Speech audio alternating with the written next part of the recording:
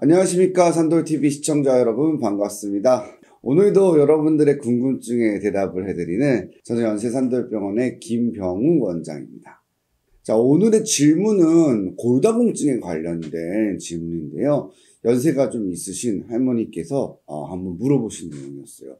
이 부분이 조금 헷갈려서 한번 대답을 해줬으면 좋겠다라고 했는데, 질문의 수준이 상당히 높습니다. 골다공증 약물 처방을 받거나 혹은 검사를 하러 오실 때 관심이 많으신 분들은 상당히 지식을 가지고 오시는 경우가 많아요.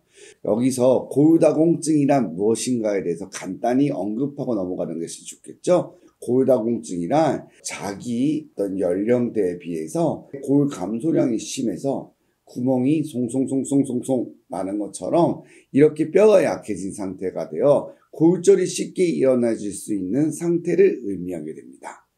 골다공증에 대한 진단은 일반적으로 골밀도 측정기를 이용해요. 골밀도라고 하는 것은 이제 이중 엑스레이 흑강도라고 하는 DXA 장비를 이용해서 손쉽게 측정할 수 있는데요.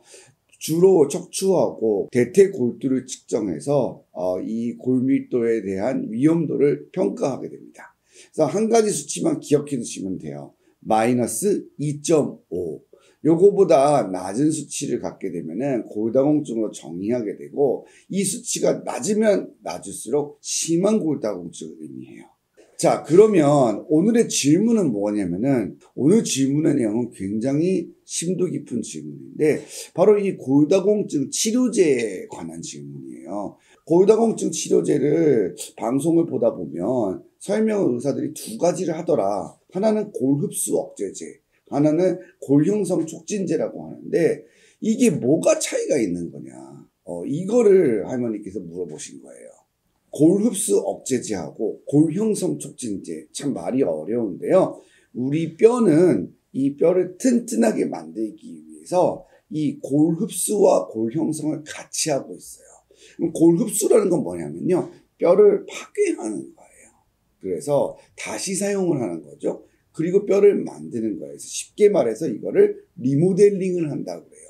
그래서 뼈는 단단하면서도 약간 연성을 같이 유지하는 거거든요. 너무 딱딱해도 골절이 돼버릴 수 있어, 어떻게 보면. 그래서 부드러우면서도 단단한 이런 거를 골은 유지를 하고 있는 상태라고 보시면 돼요. 그런데 이 골흡수 억제제는 이 골흡수 기능을 줄여주는 거죠. 쉽게 말해서 뼈를 덜 부수게 만드는 거예요.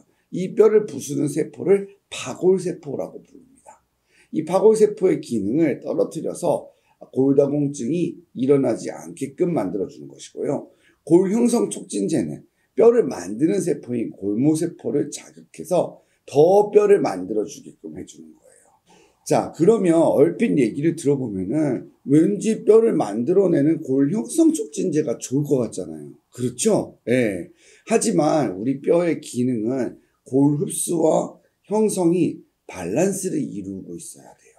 그래야 뼈가 가장 건강한 상태를 이루게 되는 겁니다. 이건 어떻게 알 수 있냐면은 혈액 검사를 통해서 알 수 있습니다. 그래서 골 흡수 표시인자인 CTX와 골 형성 표시인자인 오스테오칼신이나 P1NP를 통해서 확인이 가능한 거예요. 그래서 이 두 가지를 가지고 어느 쪽이 적합한지를 보게 되는데요.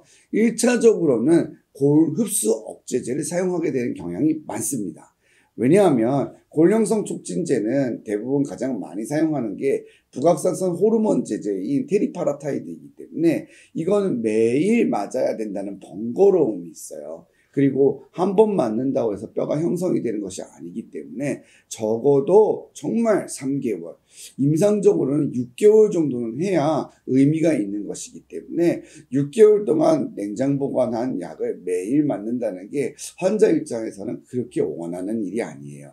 그러다 보니까 거시적으로 봤을 때 그러면은 환자들이 편안하게 사용할 수 있고 좋은 건 어떤 것이 있을까라고 보았을 때는 골흡수 억제제 쪽을 선택하게 되는 경우가 많습니다.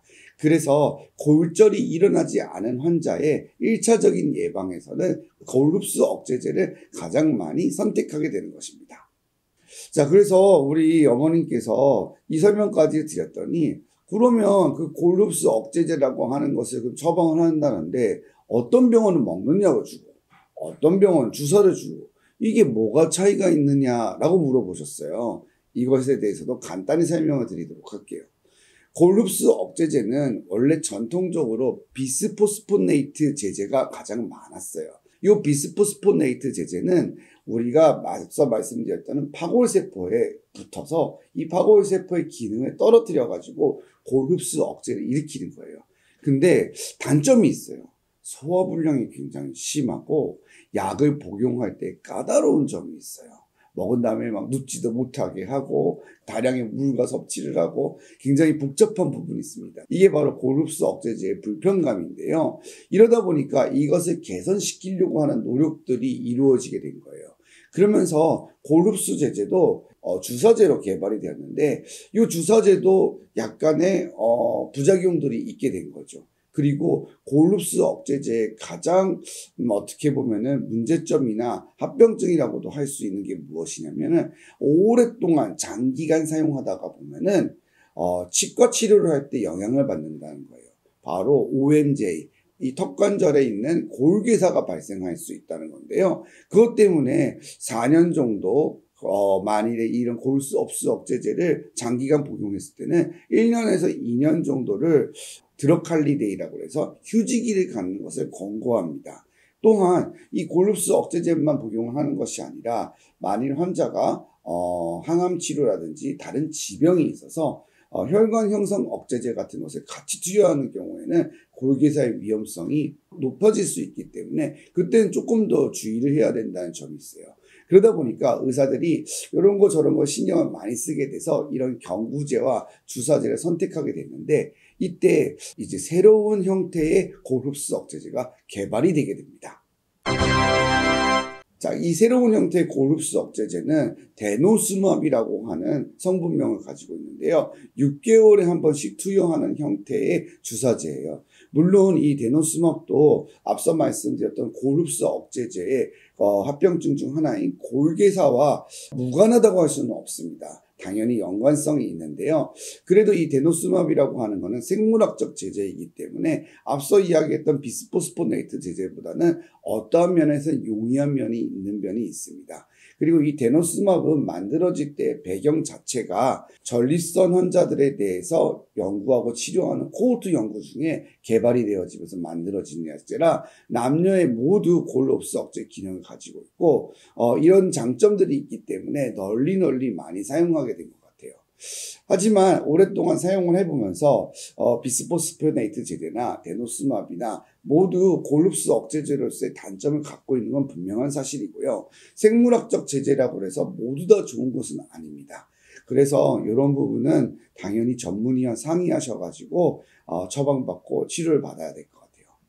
생각보다 골다공증이 굉장히 어렵죠. 네, 매우 어렵습니다. 그래서 사실상 골다공증이라는 거는 마이너스 2.5만 얘기한다 그러면은 너무너무 간단한 질병이 되는데 조금 더 깊이 들어가면은 정말 복잡하고 또 환자의 골절이 예상되는 타입에 따라서도 이득이 있고 없는 약제도 다양하면서 여성과 같은 경우에는 폐경 전후도 달라질 수 있기 때문에 굉장히 복잡한 질환이에요.